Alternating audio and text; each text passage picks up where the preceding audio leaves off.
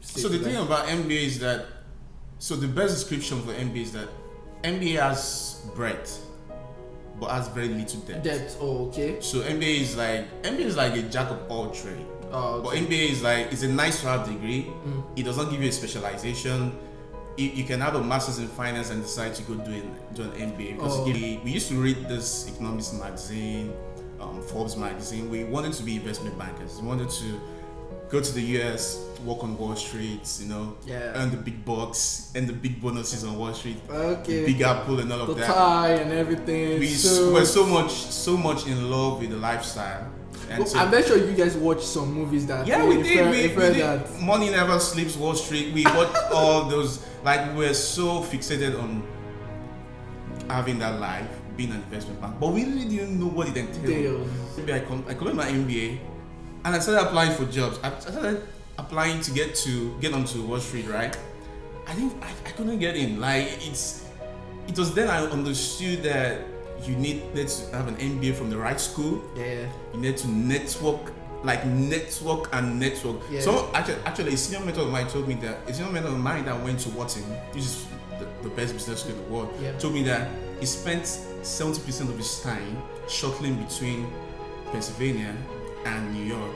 So he was shuttling between Pennsylvania and New York, just network. He spent 70% of his time network and just 30% in classes. Matter of fact, the lecturers, the professors at Wharton Business School encouraged them to go to New York every week throughout their 2-year program. Hey, hello everyone. Yes, this is Olamide Akinola back again. Thank you so much for this journey from the launching of Tell Your Story project up to this very moment. I really, really do appreciate you.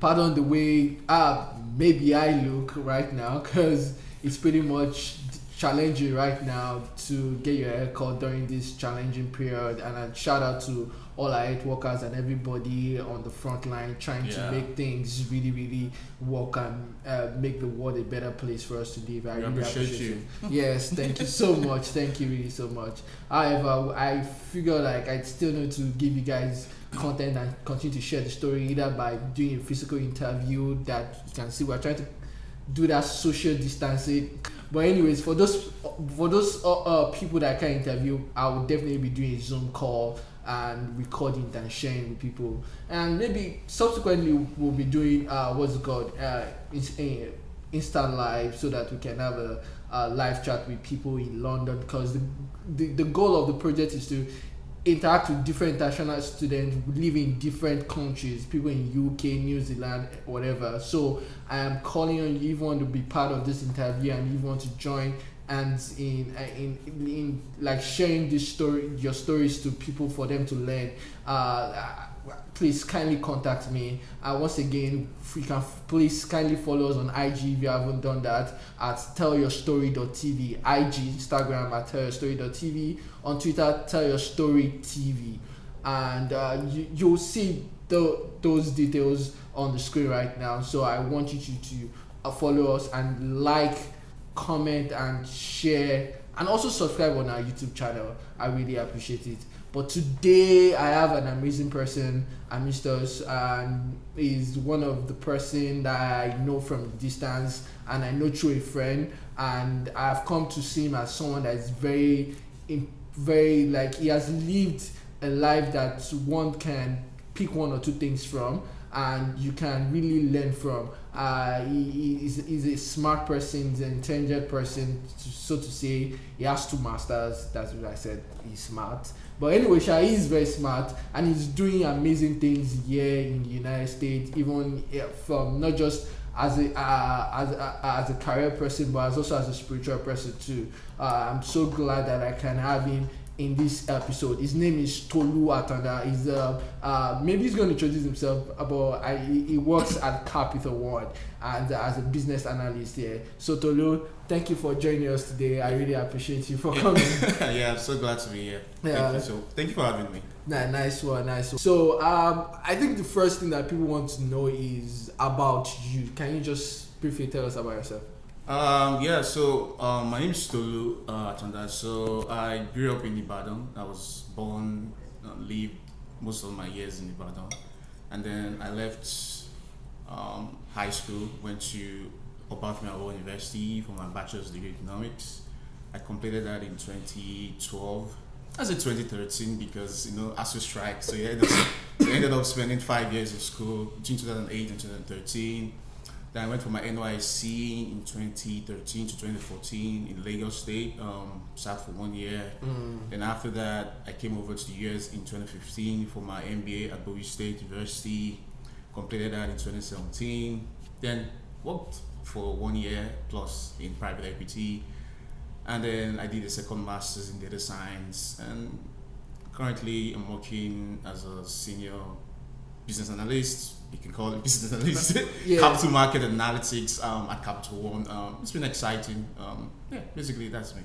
People say MBA is pretty much very stressful and stuff like that. What do you say? So the thing about MBA is that, so the best description for MBA is that MBA has breadth, but has very little depth. Okay. So MBA is like a jack of all trades. Okay. But MBA is like, it's a nice to have degree.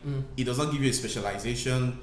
You can have a master's in finance and decide to go do an MBA because it gives you a broad business idea basically. So your first degree was in economics. Economics. Wow. Yeah. Economics, MBA, data science. It's not bad actually. Just to say, why data science at the end of the day though? All right. So let me give you a brief background about myself in terms of my career projection. So when I was in my second year in OAU, I had a friend. We used to read this economics magazine, Forbes magazine. We wanted to be investment bankers. We wanted to go to the US, work on Wall Street, earn the big bucks, and the big bonuses on Wall Street, the big apple and all of that. The tie and everything. We were so much in love with the lifestyle.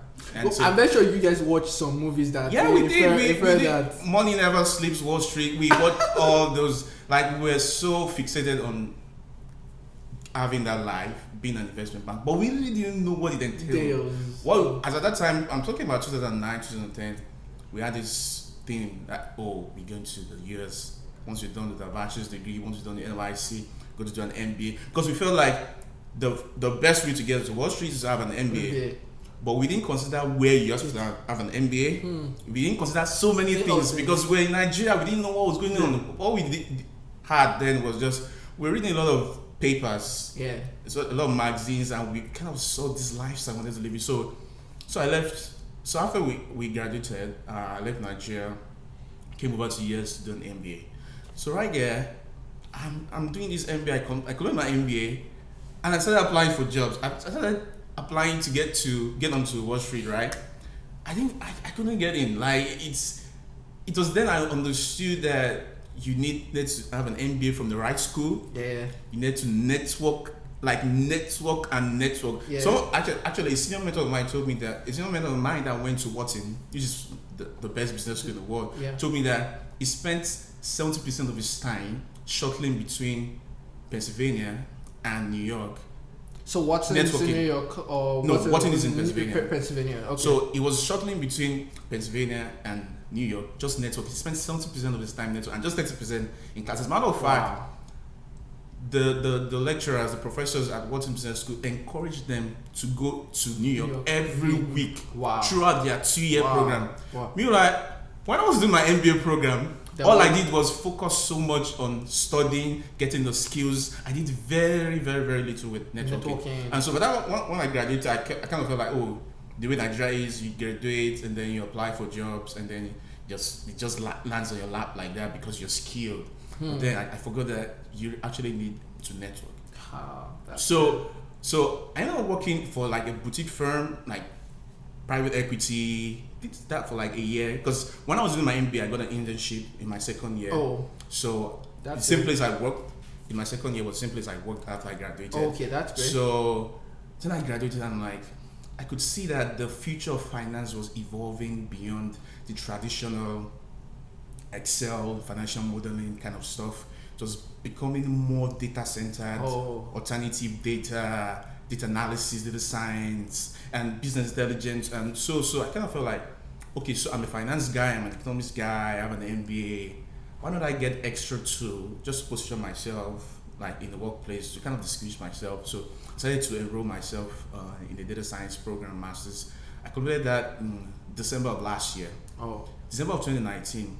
So funny enough, when Captain One came calling, during my interview, the interviewer said something to me. He said, currently Captain One is thinking of, should we hire finance people and teach them how to program in Python, data science, software engineering, or should we hire software engineering people and teach them finance? Wow. And so I was a finance guy and also I did data science, and he was like, you're the perfect guy for this job. That's great. That was so it was like God knew where I was going to work and basically just prepared me ahead for that. So that journey actually at the end of the day made sense for you. You finished the MBA. Yeah. You didn't really get the job that you really wanted, and you were not satisfied. But you, instead of saying that you want to do well, you could have done certifications though. But you decided to let me do a master's degree. Let me go back to school, do a master's degree, and come out well. And you write the right tools, the right certificate, and everything, and you're able to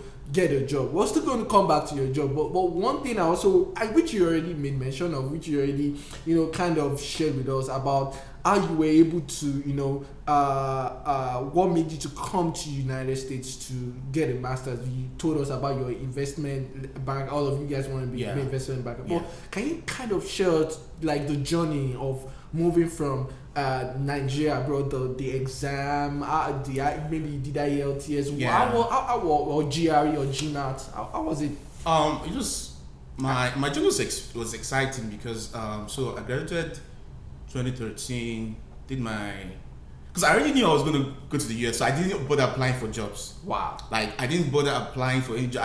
I had someone make an offer to me, like a family friend say, oh, come work at FCMB, blah blah blah. I'm like, no. I already know where I'm going. I'm leaving Nigeria. Because you know that coming abroad will open you up to a whole lot of opportunities that Nigeria doesn't have, and it's just a reality. Because Wall Street has been existent for a long period of time. You want the experience, you want the exposure, and you want to be in an environment, schooling environment that has that resources for already available, which is really, really nice. Sorry for calling each other. Yeah, that's fine. So when I was done with my NYC, during my NYC, I did my GMAT because I knew I needed GMAT to get into an MBA program. Yes, definitely. So I did my GMAT. Actually got admitted. I got my admission by the end of 2014. I was supposed to resume January of 2015. Yes. I went to the embassy. I got my visa. My visa was ready. Everything was ready. The date of my I-20 was January 30th. Yes. I think it was a Friday. So I booked my flight ticket for 31st, which was a Saturday. Actually, I booked it with Etihad airline. So, I remember that day. I remember that day so vividly. Like myself, my dad, my mom, we left Ibadan, came over to Lagos, Murtala Mohammed. Go to the airport. I was on the line trying to check in. And when it was my turn, I was like, the lady there was like, can I have your visa? I showed her my visa. Can I have your I-20? I showed her my I-20. She said, oh, the date on your this was what she said. She said, your I-20 has expired. I'm like, how is that even possible? Like, yo, this is my visa, this is my I-20. What are you telling me? And she was like, you can't go with us. We can't take you to the US because you know why? Because if we take you to the US and they're like, at the port of entry, they're like, your date has passed. This is expired. We are the ones who will have to bring you back. So they don't want to take the risk. I'm like, I was shocked. I'm like, what's going on right now? Wow. So we called different people, called the manager, called everyone. We're like there for an hour trying to figure it out. They're like, there's nothing they can do. The best they can do is to kind of just cancel the ticket and just hold the ticket for me to whenever I want to travel. Yeah. I remember that time I called school. They're like, they could not. There's nothing they can't issue. They can't issue a new I-20 because school has already resumed and all of that. So lo and behold, I had to defer my admission for 6 months. Imagine the pain, the frustration. Well, you got the visa, right? I already had my visa. Yeah. The pain, the frustration, and the depression of having to drive all the way back to Ibadan. That journey was like the longest in my life. I was so sad. Wow. I go back home. So just to give them context, Lagos to Ibadan should not take you maybe without traffic like 1 hour. Yeah, 45 minutes, 1 hour. 45 minutes, 1 hour. But in his mind, it took him a very long period of time. Because I was so down. so depressed. Like, what's going on right now? So I got back to Ibadan. My parents kind of encouraged me.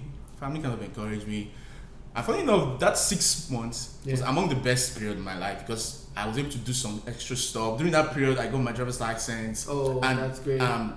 Side advice: yes, make sure to get your driver's license before coming to the United States. Exactly. Well, we might talk about it, but let's not just your driver's license, but the original driver's license. Exactly. And maybe we should emphasize it. So it's always very good, especially when you're in a different state that has different laws. It's always good to get your driver's license before coming, especially when you know you need to get a car to move around. Maryland, you need to have a car to easily move around, navigate the environment. If not, it will be very difficult for you to get a lot of things done. So once if you have your original driver license from Nigeria, the conversion into Maryland state driver license, it's less stressful and it's much better for you that way. If not, it take you months and months to get those things in place. That's the short story about it. So please, in case you are watching this and you want to come to United States, then I don't know for other countries, but when you want to come to United States and Maryland per se, you have to be able to get our driver's license to make life a little bit easy for you. Yeah, so I got my driver's license that period. So August 2015, I came into the United States, no problem. No. I settled in, registered for courses, and then I started my 2-year MBA journey at Bowie State University. Wow. That's it. Yeah. I was settling down, like, I was settling down. Settling down was... Wait, you had a place to stay when you came in, right? Yeah, so the place I stayed, right, was a friend of a friend of a family friend. You know that long distance friendship kind of thing? And the woman was so nice. I stayed with her for about 5 or 6 months before actually moving into your own place. Yeah, not only to my own place. I'm moving with guys. Oh, exactly. So it was that was it. I got a place, waiting for me. God was so gracious to kind of create that space for me. Yeah. And really, an advice. It's really important. Like your sources in the United States depends on where you stay the first few months when you arrive. Exactly, I agree with you. Like in the first 3, 4, 5 months, where you stay determines how quickly you're able to get to where you need to exactly. get to. So you want to be in a space where people give you the right advice, give you the right information. That's true. They're not telling you to do the wrong things and all of that. So it's really key. Like when you're planning to move to the United States for as an F1 student, you really want to consider where you're gonna stay. Like I want to make sure I stay with the right people, set of people, and all of that. That is if it's within your control. Exactly. But sometimes it's not within your control. I agree with you. So. I totally agree with you on that. I think for me, when I came here, I stayed with my uncle and really helped me. Like it taught me a whole lot of things, and my uncle is also instrumental to a lot of people coming into the university, coming into the United States, and he also took me in and I was able to learn a lot of things from him. Maybe one of these days I might share my own story. Or maybe one of these days you interview him. Because I know the person you're saying. Yes, maybe we might interview the person. Actually, I think I can bring him up and maybe talk about not just international student, not just talk about studying abroad, but also give some, because he was also an expert in or basically, let me just say, he's still an expert in international student admissions. So I think it's very important that I bring him up here, and maybe I will do so. Let's go to. Yeah. So settling down. Yes. Yeah. So basically stayed with someone for 6 months. Then I moved in with 2 of my friends, Toby, Wale. We stayed together for like a year or so. Yes. We just hustling, just 3 people in one room, going to school early in the morning, come back late at night. And we really didn't care whether we had the best of food or best of clothes or best of environment. All we did was just hustling, going to school, because we kind of saw the future. We saw that this is not where we're going to be for life. Yeah. Like we can see that we can see the future. We can see where we're headed. So our focus was on that. So we were just like it doesn't matter what it is we're going through today. Yes. We're going to get there, kind of thing. So just that's it exactly. Yeah. And I agree with you. Like, it's not about how you start your journey. It's all about how you progress, how you quickly fail and learn along the way, and how well you're able to progress, make right decisions, meet right people. You know, all those things really matter on your journey to success, and that's what has helped people to get to where they are right now successfully. So I think I really agree with you on that. So I think my next question is also tied with settling down too, but it has to do with financial difficulties. The truth is, you know, we prepare as much as possible before coming to abroad, but things change, things happen. But how were you able to deal with those financial challenges? So before I left Nigeria, right, I told my folks that I wanted to do an MBA in the United States, right? Yeah. I remember my mom telling me, she was like, Tolu, I support your dream, like I support your dream. I understand you're hardworking and all of that, but we really cannot afford this. Like, we can stretch ourselves and all of that, and we will stretch ourselves, but beyond the first semester, I don't know how we're gonna do it. I'm like, you really don't have to worry. I trust God. I just had this faith that, because I was so convinced, that I was coming to the United States, tuition and all of that, it wasn't gonna be. So when I came in here, before I came in here, I sent in an application for a graduate assistantship. Yeah, okay. So when I sent it in, because when my parents told me that, when my mom told me that, I was thinking of all the available options for me. So before you continue, so was there scholarship, or were you looking for scholarship for also coming here? Before coming to the United States, I was trying to get a scholarship because I already had an admission, right? Okay. So I was applying to different places, but I couldn't get anything. Yeah. So I kind of sent in my graduate assistantship application to the director of our MBA program. Okay. And it was like, oh, we actually made a decision for graduate assistantship the previous semester. Oh, so there's really nothing we can do. So you have to be here for about a semester before you can be considered for graduate assistantship. I'm like, oh God, what am I going to do? So I kind of left Nigeria without my tuition, without my fees, just came to the United States trusting that, oh, whatever my parents had, they'll send to me. So I came in here, I registered for 3 courses. Yeah. Or even one. But that when I registered, they need, it was not, you know, the way you register and the payment is not due immediately. Yes. I think it's until the day of last day of registration, right? Yeah. So like 2 days before the last day of registration, I remember the tuition then was like 7,000 something for that semester. Yeah. I remember my dad had sent me about 3K or 4K. Yeah. I think about 4, 5 or so. And then I know these people needed me to pay the 7,000 whatever. So I went to the boss, whoever it is there, the lady, I still remember her. I went to the office and I'm like, actually the reason I went there was to tell her that, oh, my parents are about to send me some money, but I think there was an issue with foreign exchange, CBN issue then. Exactly. I think the exchange rate, there was some issue there. The money was not coming over for some reason, loopholes there. I don't know what happened. Yeah. So I was trying to explain to her that my parents are about to send this money, but I'm having issues with getting the money over here because of some CBN issues. CBN is Central Bank of Nigeria. Central Bank of Nigeria, basically. I think probably around that period of time, there was an issue with forex exchange from Nigeria to United States, and they were trying to make sure that they don't have because of money laundering and and stuff like that. So that's why. So I went to the lady and I was like, "Oh, this is my student." Like she didn't even let me finish. She was like, "Sis, okay, you're an international student." I'm like, yes. She was like, okay, that's actually a scholarship for international students that someone is overseeing. I think you should talk to her. I'm like, wow. Really? Wow. So I went to meet the woman. She said, okay, I should fill a form. I filled the form. And then they gave me a scholarship of $5,500. Wow. But they split the $5,500 into 2 semesters. So the first semester, $2,750. Yeah. So I had $2,750. Yeah. I mean, that was sending me $4,000 plus. That was what paid my tuition and fees for that first semester. So you actually registered for the 3. So I registered for the 3 courses in my first semester. Wow, that's great. And then I applied for GA. Then I was given the GA the following semester. And so, but when I came in, I was given 3 prerequisites. Now the MBA program itself is like 36 credit. Okay. So giving extra 3 prerequisites, that's 9 plus 36 makes it 45. Wow. So normally, your full-time course is like 3 courses. Normally you do 3. That's 12 courses. That's 36 credit. Yes. So now I wanted to graduate in 2 years. Yes. I have to finish 45 credits, and I'm doing 3 courses the first semester.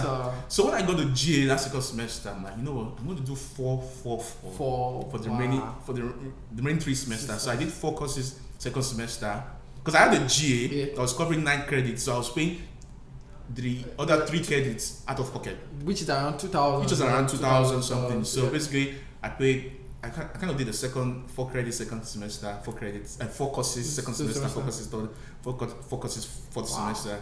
People were looking at me like I was crazy, like, yo, why are you trying to graduate in 2 years? I'm like, I need to graduate in 2 years. So it's really important to graduate in 2 years anyway. If you can. Okay, so I agree with you though. Did 3, 4, 4, 4, and I was getting some stipend from the GA. We were being paid like $10 per hour then. Yeah, wow. Yeah, we paid like $10 per hour. I was paid $11. Well, it's an HBC university. Yeah, it's an HBC. So, but that money was good money then, because it kind of kept you. Yeah, kind of. You couldn't afford a lot of things, but you could pay your rent. You could at least leave. Basically, just leave. So that was my financial journey, and. No, of course I did masters twice. I did 2 masters. So the second time, I applied to UMBC, which is University of Maryland, Baltimore County. University of Maryland, Baltimore County is far more expensive than Bowie State. But I was like around $10,000. The data science program was about 40-something thousand. Wow, for the entire program? Yeah, for the entire program. Wow. It was 30 credits. Jeez. So there I'm like, I have to like my F1 visa has to continue. My OPT is expired. I need to continue my F1 stay, so I need to get the new master's instead of going straight to PG. So I'm like, God, you did it during Bowie State, you have to do it now again. Yeah. So I was there. Somehow I received an email that the graduate school was trying to get graduate assistants to work with the graduate school on a project, on a data project, and they were like, everyone should apply. Wow. So I just sent in my resume, everyone applied. Then I received a call to come in for an interview. Wow. So I went in for the interview, and they're like, oh, blah, blah, blah, we so much enjoy you. And you can start working with us. You'll be working with the dean of graduate school. Wow. And you can work from home. Wow. Not only can you work from home, we'll be paying you. Wow. I was being paid, how much was I being paid? I think I was being paid $19 per hour as a graduate assistant. Wow. For real. So when I received my offer letter, I looked at it, I'm like, what's going on here? So that was 100% scholarship for your tuition, they were covering 10 credits. Wow. So it basically just paid the entire tuition. All I needed to do was pay the fees out of pocket. Wow. So my entire 40-something thousand basically was paid by through that graduate assistant. So I've been so blessed. My journey in America, I've been so blessed in terms of when it comes to financial scholarships, funding, and all that. I've been so blessed for my children. And I think it's also coupled with the fact that you're a focused person and you were able to put in your work, because I don't think if you're not doing what you should do, I don't think you will get those scholarships. Like if they check your maybe your resume or your statement that you put in, and if it doesn't make sense, they won't have actually even given you that job. That's one way to look at it. Yeah, but that's not the way I look at it. I can't really look at it as from the point of grace, because when they send that email, because UMBC does not really have a graduate assistantship program. And so you have a lot of international students. And that email that was sent to every international student, and every international student applied for that one position. So I understand your point. It's a miracle, but what they also learn in life is, like, miracle happens, but opportunity plus opportunities plus preparation equals miracle. There was an opportunity that opened for you, and you were prepared. You find yourself, you were in that place, in that position, and you were able to make the best use of it, and it came well for you. Everything was definitely the grace of God, but there's an element of human work there. You have to do something, even if it is few things or just to make yourself available, you have to do it. Which is really, really great. Which is really, really great. So I think my next question would be, what were your like highlights during your studies? Like what were the major highlights? Maybe in your MBA, in your data science program. What were your major highlights? So I think my major highlight. So during my MBA program, so I was working as a graduate assistant with the dean of the College of Business during my MBA program, and so two of my professors, Dr. Soy and Dr. Afsati, they wanted to write this paper, this peer-reviewed paper, this paper in a peer-reviewed journal. So they were like, "Oh, Tolu, we need you to get data for us. Just do some ad hoc analysis, try to get data from EBSCO, Host, and all of those databases and all of that." So I'm like, okay. So I kind of pulled all this data and then just sent it to them. So they did all the work, basically. All I did was, so once they were done with the work, they were like, "Oh, you know what? Tolu actually did a good job. You know what? We are going to include his name on this paper." Wow. So that was how my name was included on a peer-reviewed paper in an international journal. Wow. So when the paper was published, peer-reviewed, it was in the Journal of International Management and Marketing or something like that. Wow. So when it was done, they sent me the copy, like the actual original paper. They sent it to me, and I see my name there. I'm like, okay, that's great. So that was really huge for me in the sense that, because I'm like, I got you guys the data, did some analysis, but I really didn't write it. So it was just two professors thinking, you know what, let's just put this guy's name there. Wow. It's maybe tried or something like that. I don't know. They just included my name. So that was like a big highlight for me. And next highlight, I think it's was getting my current job. Because we're going to get there. Okay. I want. Let's not go there. Let's just that's just that one highlight. Okay, that's great. Well, I like the fact that, you know, we talked about positioning yourself. And that's what you did now. That moment you're able to make the best use of it. And that is the thing about international students. You need to know how to position yourself because you are a minority. You are part of the minority. Let me put it that way. And you need to find a way to make sure that even though you are minority, they see you as a minority, or see you like as an international student. You need to show them that you come with value, you come with potential, you come with an added value to the system, and that is what you did because you've added something. And till tomorrow, that journal will have your name, and you added something into that, and that is very important. And I think that's very, even for me as an international student, when I was in school, I was always looking for ways that I can put myself out there, because I know it's not easy. International students face a lot of challenges, and one way to really rise above those challenges is for you to put yourself, do what you love to do, because what I love to do is, just like you see, talking to people, interacting with people, and helping people out. And I love to put my story out there. So it's very, very important, international student. So not everybody likes to do this, but in whatever thing you find out what you think you can how you can contribute, how you can make yourself known, how you can rise above those challenges and follow through it. It's very, very important.